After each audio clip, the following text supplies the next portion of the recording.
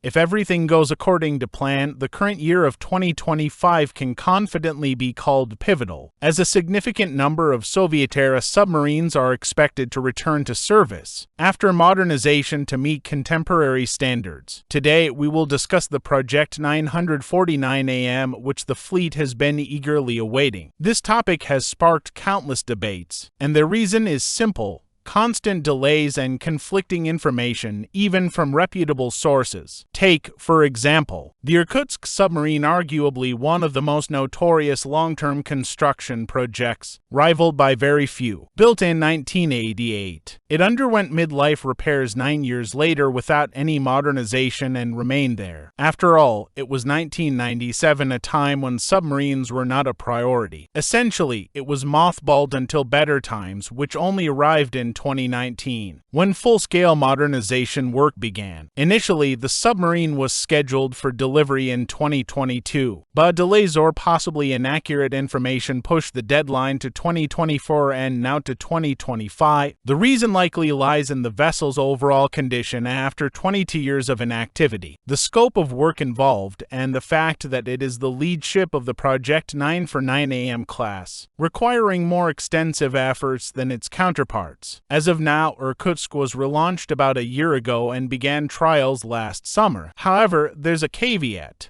Given the extensive changes made to the submarine, these trials may not be final but could instead identify shortcomings that require further adjustments. This is precisely why 2025 has been marked as the year of its return to service. Now, let's talk about the cruiser's capabilities. The centerpiece of its power lies in its missile arsenal, which originally consisted of 24 heavy P-700 Granit anti-ship missiles, large weapons, that contributed to the submarine's considerable size. However, in 2025, 24 missiles are no longer impressive. Moreover, adversaries have learned to counter such large weapons, as they are clearly visible on radar despite various stealth and countermeasure technologies. Yet, the sheer size of these missiles enabled a crucial aspect of the modernization, replacing a single P-700 with several modern missiles. The question of hypersonic missiles deserves special attention, as it's not so straightforward. The key issue lies in the limited number of Zircon carriers. Among surface ships, these include projects 22,350, 20,385, and 22,800, as well as the nuclear-powered Nakhimov, a decent number. But the situation changes dramatically for submarines. Currently, only the Yasen class, of which the Russian Navy has 5 units, can deploy hypersonic missiles.